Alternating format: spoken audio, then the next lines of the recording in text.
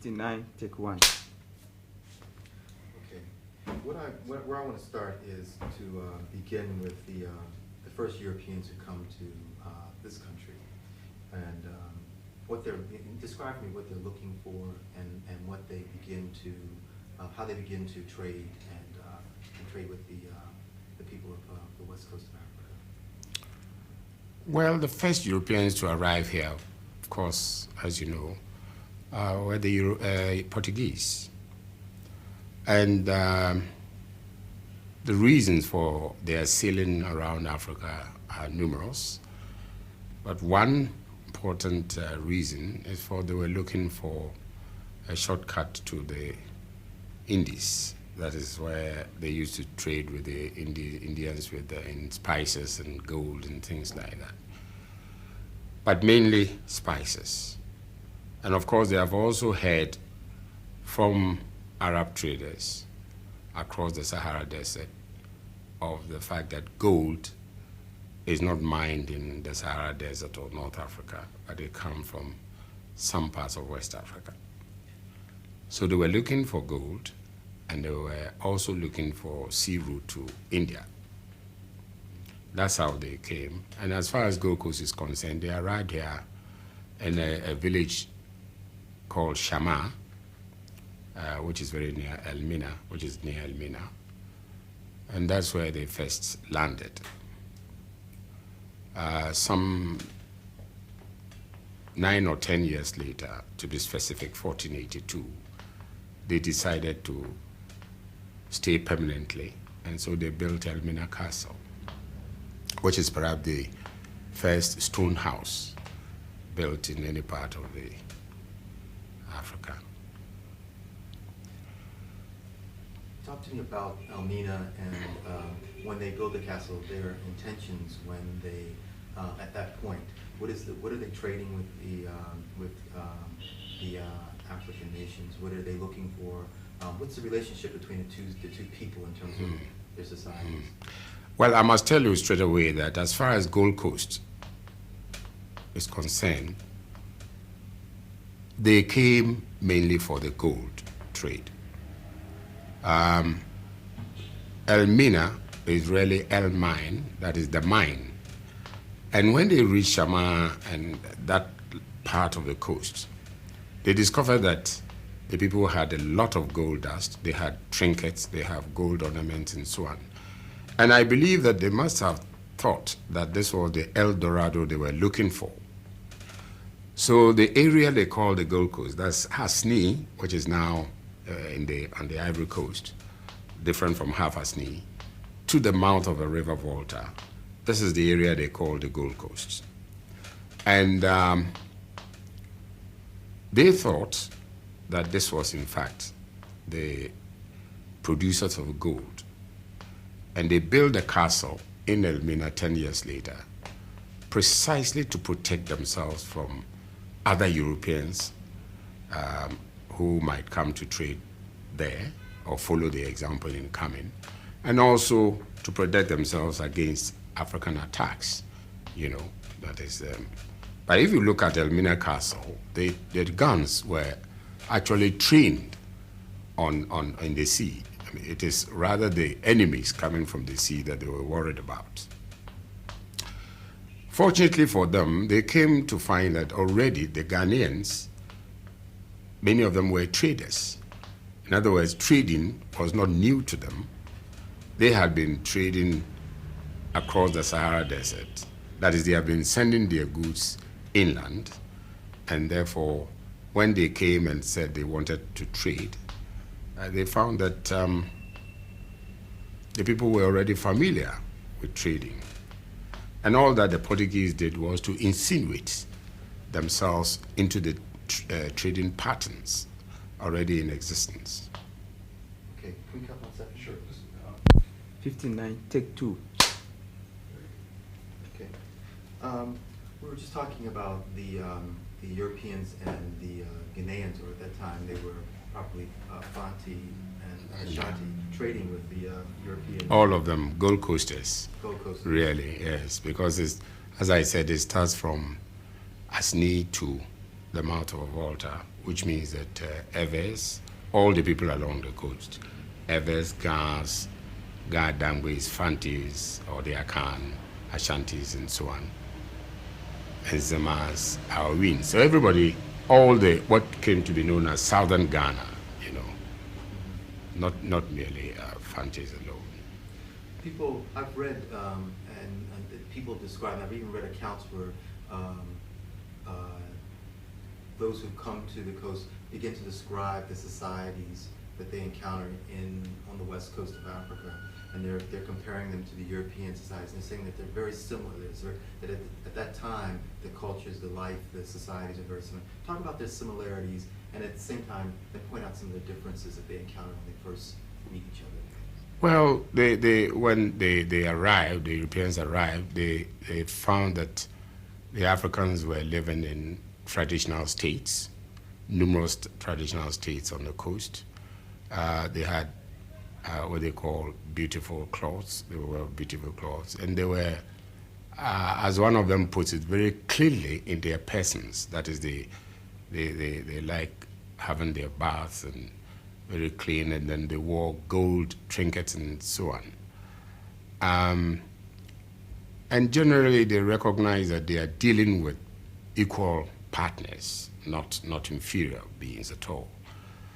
And they also realized that many of the trade goods that were coming were actually coming from the interior. The gold was coming from the interior. So they had to, as it were, sit on the coast and wait for trade to be brought down.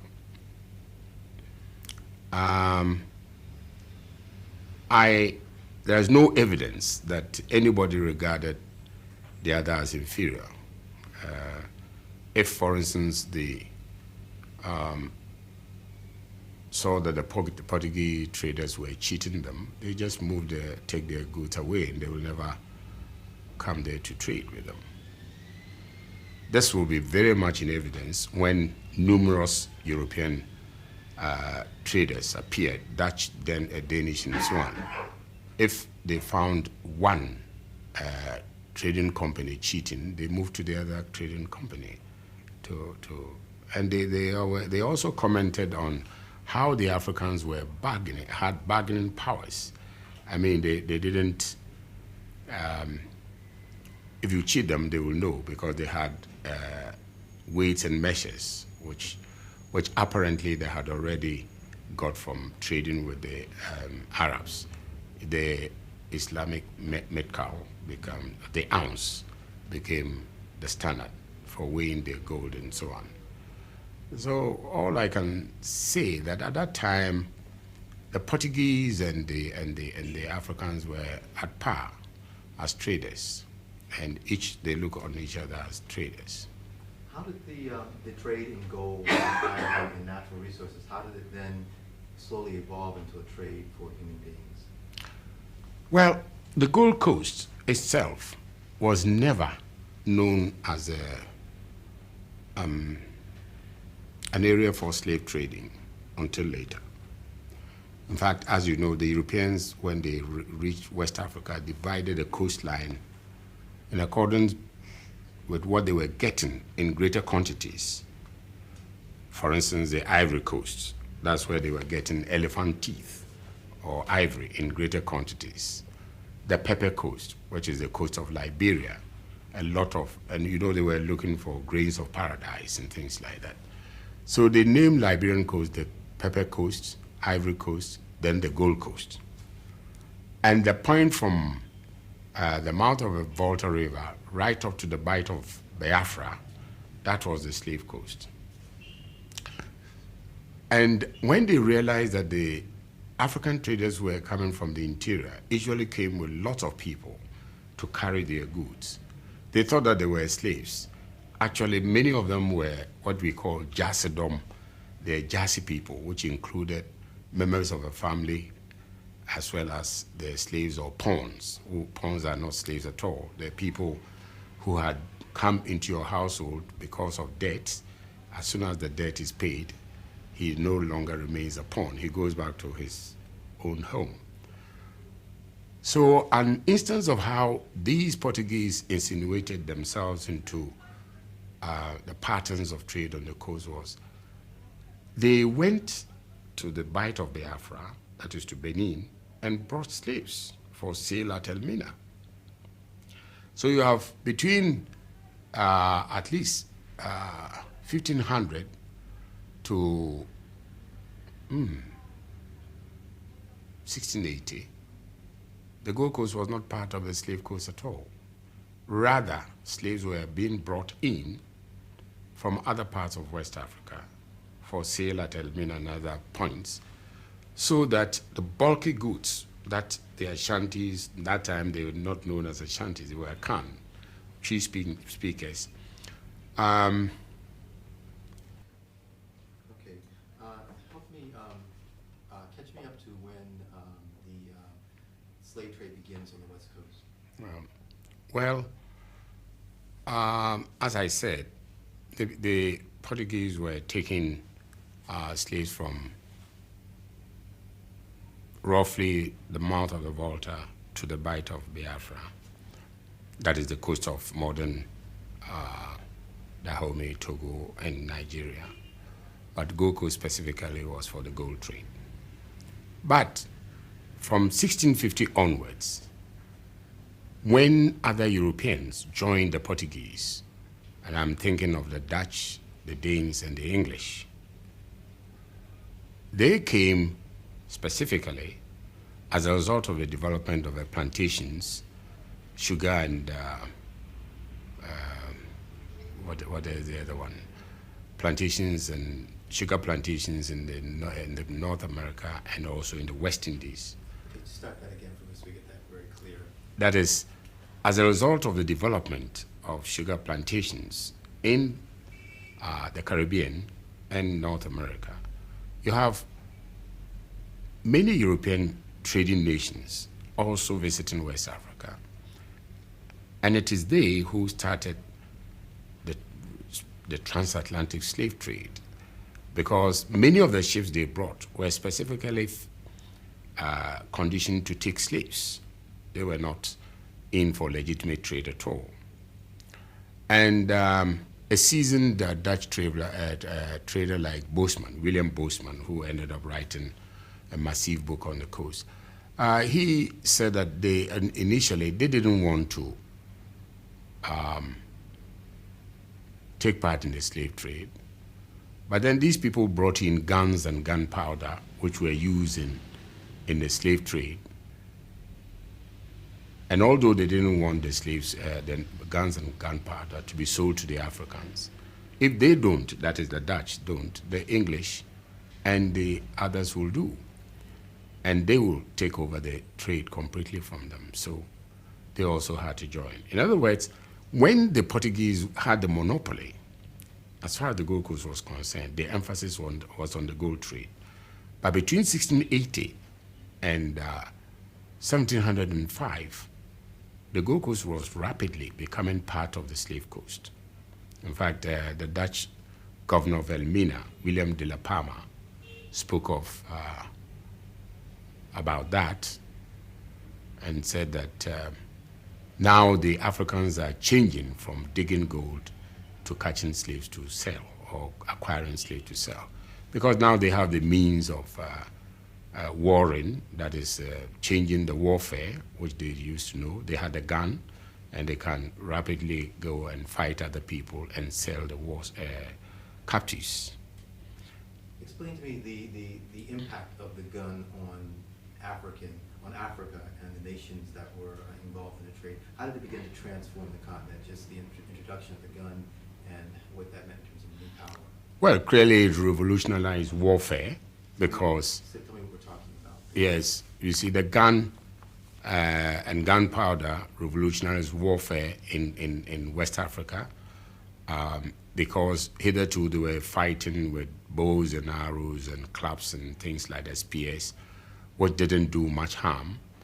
But this new instrument actually made it possible for wars to be fought on a large scale at that time. And somehow it also made it possible for bigger states to emerge in the forest, because many people, many kings or rulers decided to insulate their people from the ravages of the slave trade. So they organized large political states to protect their people, and also make it possible for them to take part in the transatlantic trade. First, you organize your people on a large scale in a position to protect themselves, and then they will go out and look for the slaves. In the case of Denchira, Achim, and Akwamu in the middle of behind the coast, and then later on Ashanti. See, all these people will do that. Okay. So to go forward. In terms of the this idea that slavery existed in Africa before, and that in some way it created the possibility, as you call it, for this kind of unholy alliance with the Europeans. Explain the nature of enslavement in Africa that people talk about, and how, and its relationship to what enslavement would be once it happened in the New World. Well, you know, slavery is a worldwide institution. I mean, there is no society, human society, that you don't have slaves. We also had slaves. But then it's not the kind of slavery that later on we got to know in the Caribbean and the US.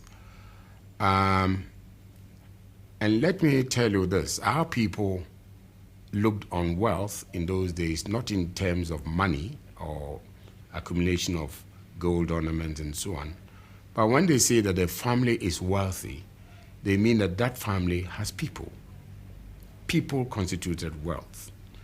They are the ones who guarded the family land, the office, and so on and so forth. So any family which has been hit by some epidemic would want to bring in people. So they usually bought people to enlarge their families. And such people were very humanely treated. Of course, they had their disadvantages in that, for instance, they cannot be made chiefs, they cannot be buried in the family grove or the royal mausoleum or anything of the sort.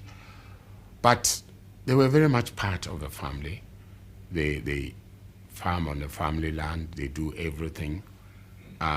Sometimes the father of the house will give a member of the family, the royal family, in marriage to a slave man. And so if that happens, the children of the slave can be chiefs, especially in a matrilineal society, and vice versa. If it is in a patrilineal society like Ghana or Ewe or the North, they can also become, and the man married the woman who is a slave, the children can be chiefs, you see. And in fact, it is known that where members of a royal family had been completely wiped out, slave children can take the position. They belong to the family, they share the funeral expenses, everything is done in common. In other words, the kind of slavery that we knew was not the kind of commodity relationship that came to exist in the Caribbean. And you see, there, the human being the slave is looked upon as a commodity, which can be dispensed with at will. But in our case, it was never so. Talk to me about this idea of acquiring people for the trade. How are people acquired? Where did they come from? Okay. Who were they? There were three major ways in acquiring slaves.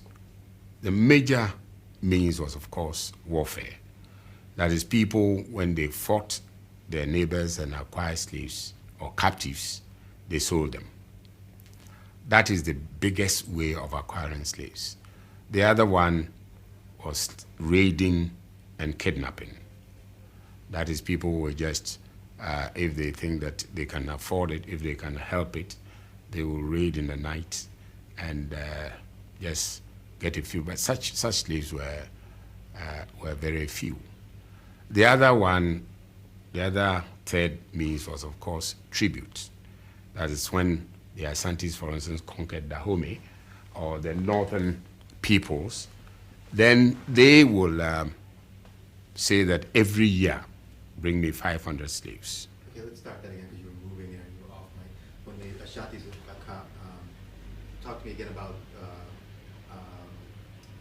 The tribute. No, I said three means. The biggest means is warfare. The second one is kidnapping and raiding. And the third one is tribute. For instance, when the Asantis conquered Fantis and northern Ghanaians like the Dagombas and so on, they were asked to pay tribute. In areas where you have gold, they were asked to pay tribute in gold. They were asked to pay tribute in providing firewood, for instance. But others will be asked to provide slaves, depending on the needs of the conquered state.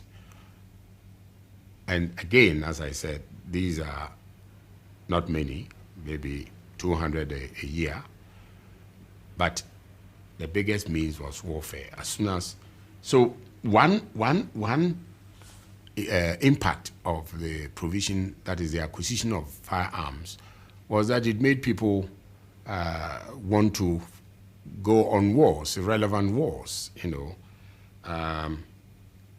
maybe specifically to acquire slaves to sell. But it is not true that Ghanaians were already having slave gangs, which they were willing to sell them. That is not true. 71, take 1. Okay, talk to me about this, the notion of the unholy alliance between the African and European and the trade. Well, as you know, the trade, as we know it now, was clearly inhuman and brutal. But the African had no way of knowing this. They thought that since they wanted the European trade goods, and the Europeans were demanding nothing but slaves or people, it was a fair exchange to sell war captives like Europe or anybody else. But as I said, they did not know that they were going to be maltreated in the Caribbean or in the Americas. Unlike the indentured slaves, who, although they were also brutalized, eventually returned to Europe and told their stories. They had no means of doing that. They didn't know that human beings in the Americas were treated as commodities, brutalized and killed sometimes. And I'm sure if they had known that, there would have been a reaction. But still, since we now know that the trade was inimical and inhuman, I think it was an unholy alliance between the Africans who partook in that and the Europeans. I'm going to ask you to do this for me one more time, only because oftentimes you're saying they, and I'm not sure who you're talking about when you use the pronoun sometimes. So if you're talking about the Africans... I'm talking about the Africans and the Europeans who engage in the slave trade. Okay, so explain for me again this unholy alliance and how you see it, and give it to me one more time, please. You see, I see it from hindsight now that the trade was bad. It was inhuman. And therefore it was an unholy alliance between the Africans, especially the African rulers who were in a position to provide the slaves, and the European traders who came to demand it. And I was saying that I'm sure that if the African rulers and the Africans who were involved had known the kind of treatment that was being meted out to the slaves in the New World and the Caribbean, perhaps they would have discontinued trading in slaves. But unlike the indentured slaves who eventually, some of whom eventually returned to Europe and told their story, the Africans had no way of knowing. But it still remains an unholy alliance between those who sold and those who bought. You once talked to, and it appears in your book that there was some African rulers who resented the trade, who tried to not participate, what would they have encountered in their reluctance or their resistance to the trade that was beginning to sweep the west coast of Africa? Well, the rulers who refused to get involved in the slave trade would have been deprived of their European trade. I mean, the Europeans wouldn't have visited their coasts, and this would have meant suffering for their people, and possibly they would have removed them. So whether they like it or not, they had to indulge in this inimical trade in human beings. In fact, by the time of the 19th century, the economy of many West African states had come to be based on the slave trade. And this is why the kings of Dahomey and Ashanti were very reluctant to stop the slave trade. But as soon as they realized that the thing was evil and that they could no longer indulge in it, they stopped it and turned to legitimate trade, as it were, as they were doing before. But I suspect that any chief, any ruler who did not want to involve in himself in the slave trade would have been destooled at that time, because it would mean depriving his people of their livelihood. I remember reading that you almost described it as this onrush of not just the absence of trade with Europeans, but the whole danger or kind of insecure situation that nation would find itself in if it was not involved. It could not withstand the onrush of the trade. Was that really the case? Yes, you see, the European castles and forts became centers of trade. You know, before then, you have small salt-producing and fishing villages where these forts and castles were built. But they soon became large communities. You know, they soon became very big towns and so on, like Cape Coast, Anamabo, and Accra, and so on. Which means that they were seen as sources of opportunity, you know. And if you don't have, in fact, the chiefs were clamoring for castles and forts to be built in the areas because it means work and so on and so forth.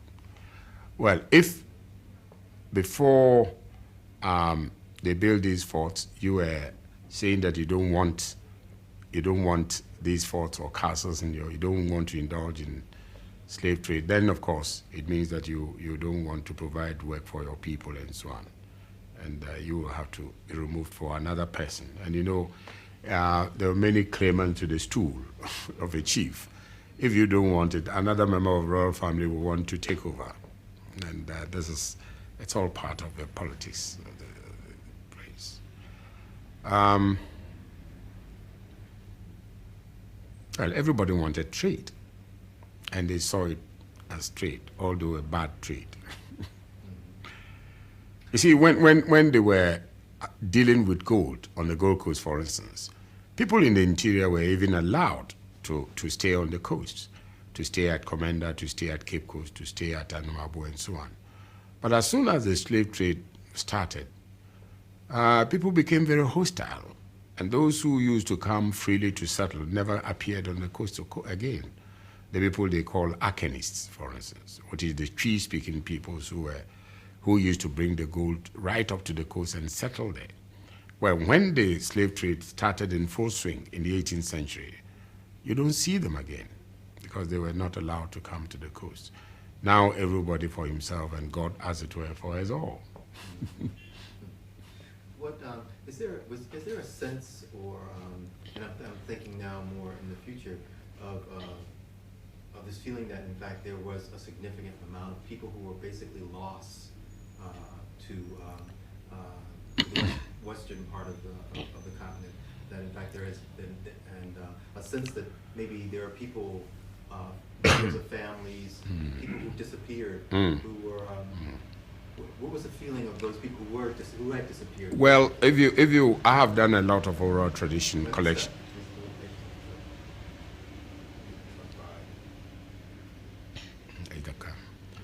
I've done a lot of oral tradition collection among the Fante, and they are very reluctant to talk about the slave trade.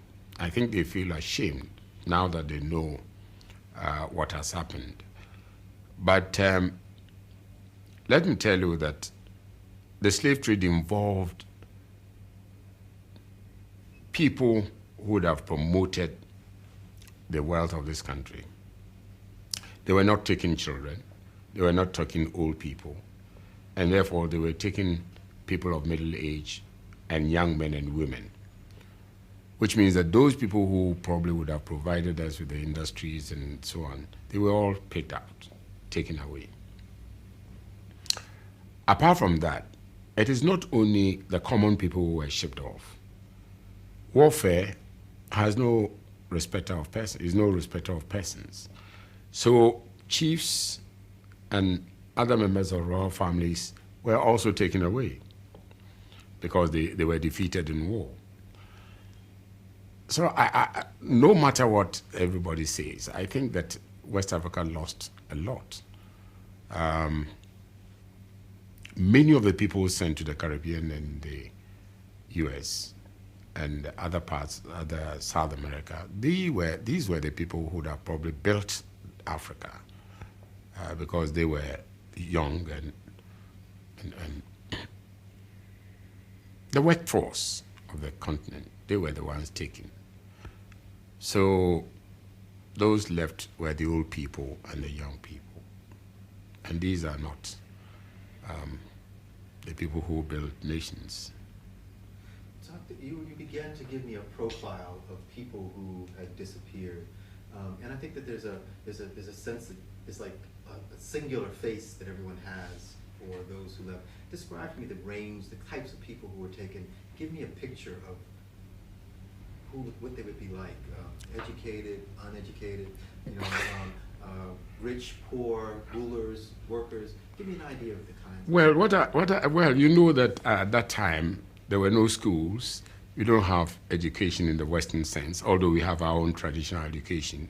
People have been trained traditionally to fit into society, to know the do's and don'ts of society and so on.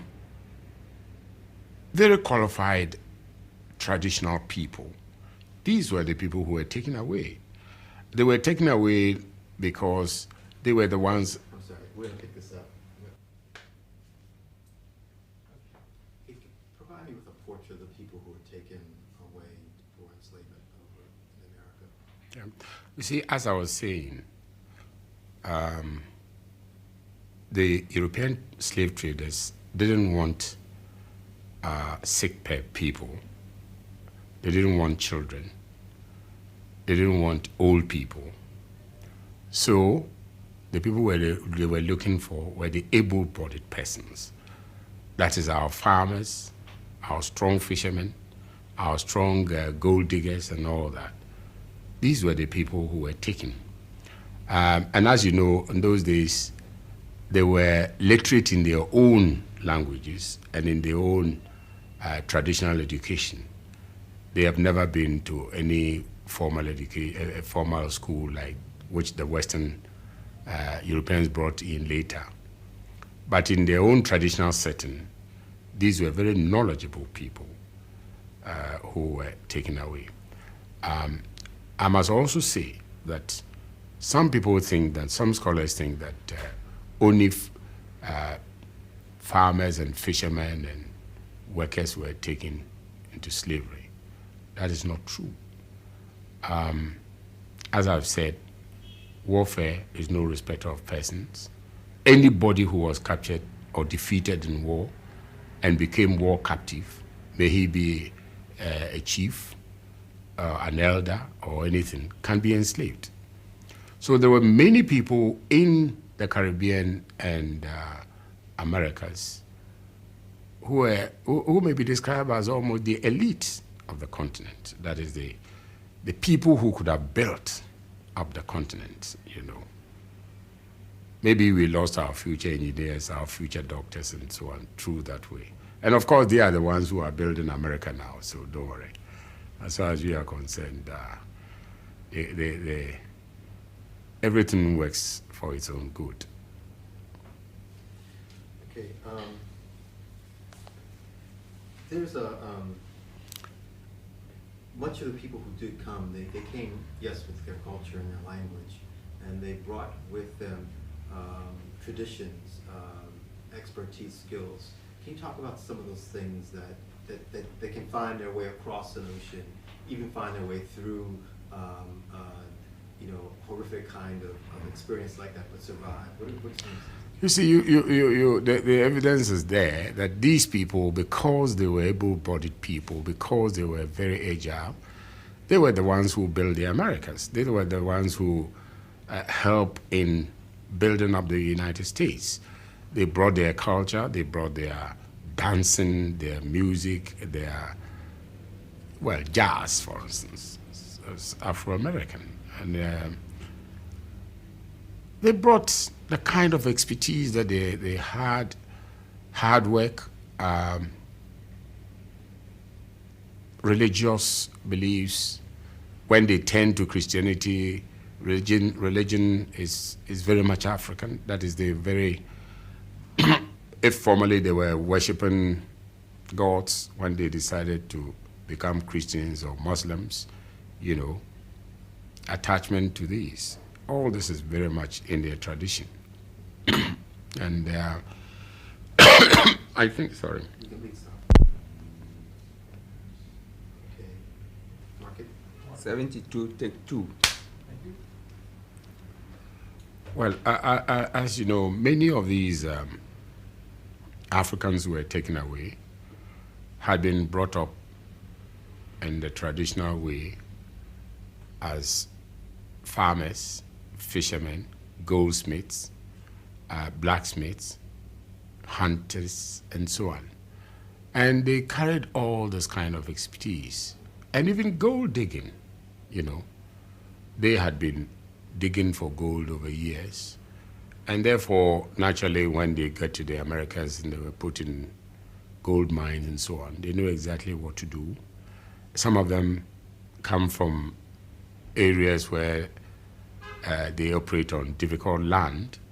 So the use of land, they knew about it. If the land is not fertile, they knew how to manure the land and use it, using droppings of their animals and so on. So it is not the people who were totally ignorant. They knew how to use the environment, to adapt themselves to the environment as blacksmiths, as goldsmiths.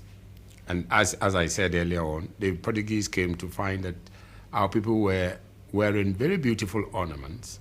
These were the products of goldsmiths.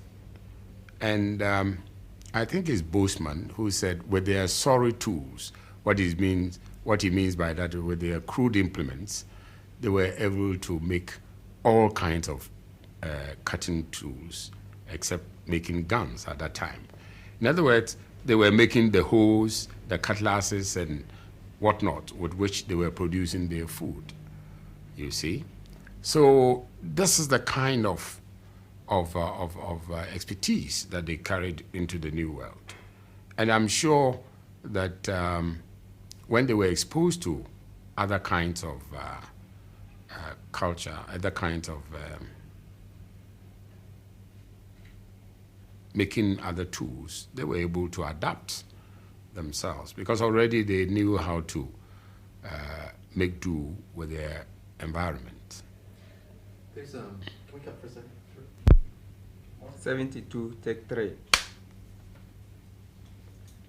Describe for me the journey from the castles and then to the slave ships. Yeah, you see, depending on where they're coming from, some come from 100 miles. Starting they, I don't know who you're talking when you say they. That is the slaves, the captured people, depending on where they are coming from. Some 100 miles inland, 80 miles or more, and so on. And many of them die on the way because many of them are not strong. Okay, I'm going to stop. 72, take 4. Well, depending on where the slaves are coming from. Sometimes many of them come from northern Ghana, which they identify by their faces, that is the marks that they had on their faces. Others may come from the Akan forest, that is the Akan people who have been defeated and so on. But they all driven, or they come back, they come down to the coast, shepherded by their captives and so on. And many of them die on the many of these slaves, captured slaves, die on the way because some of them cannot sustain the long journeys down to the coast and so on. But those who succeed in reaching the coast are sent to the castle or forts, and there the trading starts. When they have finished the trading, the gates of the castle is closed. That is, all the merchants leave the castle, and the slaves are left in the castle. The dungeons that you saw were not originally part of the castle. When it was the Europeans were trading in gold, there was no need for these dungeons. The dungeons came in when the slave trade started. But the dungeons were not the place that the slaves were sleeping, no. There were no harbors then. So they were the place where, for maximum security, apparently, they were passing to the canoes, that is the boats, which will take them to the ships which were standing out at sea. So as you saw, the dungeons were so small and crowded. No, not the people were not staying there. They were actually living in parts of the castle, apart from where the European traders were staying. The other parts is where the slaves were kept. That is in the rooms on the other side of the castle, guarded by the so-called castle soldiers. So for Africans leaving, they would pass through the tunnel onto the boats, and not knowing that they would never see, that they would never, when they entered the castle, they didn't know that they would never see their homeland again. Yes, they know that they were being sold out. They were going to another place.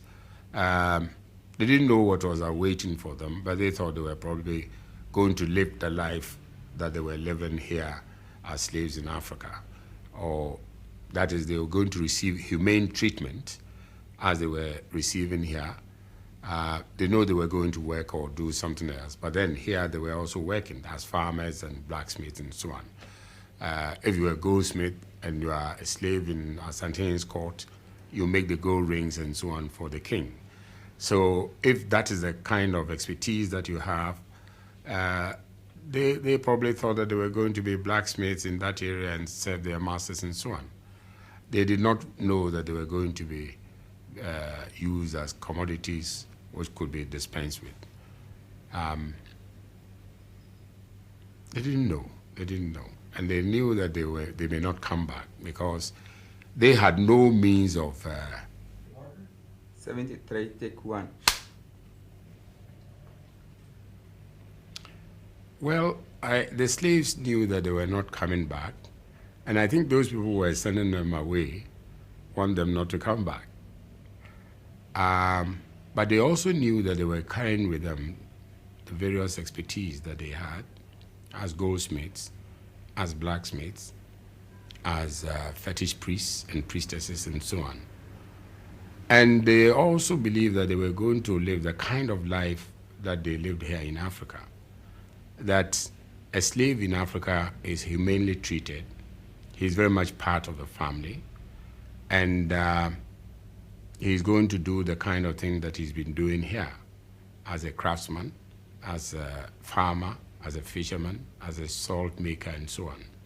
I think this is what they thought they were going to do, because if, for instance, you are a goldsmith for the Asantehene or for an African chief, and you know your work, all that you do is to do the ornaments and rings and so on for the king. And you are very much respected in the society because you are the ones who do all these beautiful ornaments for the king.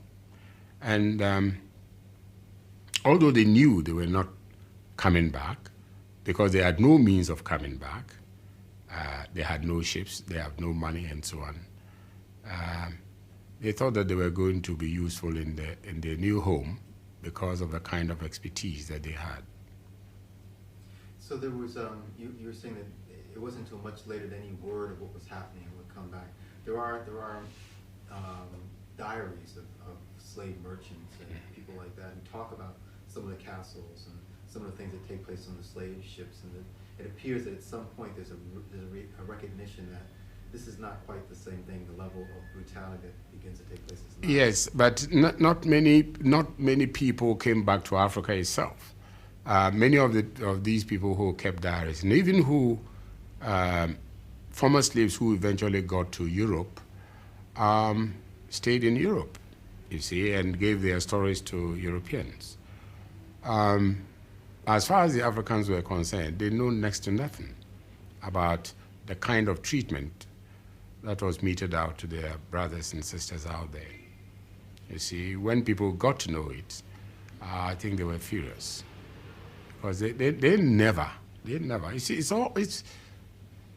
it's a case that a slave is a human being, so you must treat him as such. He may have disabilities in African society, but basically he is regarded as a human being. He is not a commodity to be dispensed with at will. And this is the big difference. And this is what was not known among Africans. For those Africans who were enslaved and they found themselves on the slave ships, at some point they must have realized that around that time that this was not the same. What would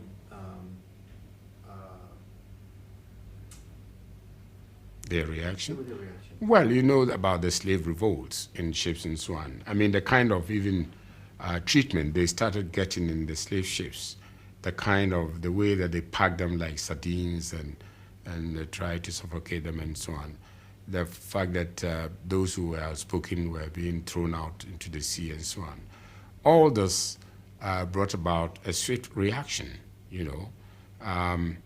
Not everybody who was bought from Africa reached the Caribbean or the Americas, because some of them fought. They fought in the ships, and either they were killed or thrown into the sea. So from the word go, when they realized that they were going to be subjected to different treatment, they reacted violently. And you know that in the Caribbean and the Americas, many of them ran away, as they would have done in Africa. Maybe many of you don't know that those people who were unfit to travel, as it were, to be sent abroad, were kept on the coast to build the higher forts and so on. Many of them ran back to their home region because they knew the area, and they asked questions about where they came from and so on. So if they realize that they are from Nigeria, they will run to Nigeria because they know how to get there. But then these people who were taken to the Caribbean Americas cannot come back. They don't have ships, they don't have money to, they don't know where they came from, how to get back. So the slices of opportunity that they got, they ran away and well, you know the story of the Maroons, you know, just set up their own kind of life. For a show like this, and for African people here on the continent here, what would be most important about this history in terms of studying it and knowing it? Well, I think the most important thing is that never again. They now know that if you take away the people who are in the prime of life, then you are depriving your society of the elite. I mean, if you take, for instance, that as a result of economic hardships and so on, many good scholars, engineers, and doctors are leaving the African countries for the developed countries. People don't like that. And it is the same kind of attitude now. I think they've regretted it. And as I said, Africans don't want to talk about the slave trade any longer. I think they are a bit ashamed of that past because they know that they have sold people who would have made substantial contribution to the development of the African continent, who in fact eventually made a substantial contribution to the development of the New World, specifically America and Latin America, US and Latin America. So never again, I think. Okay, thank you. Thank you very much.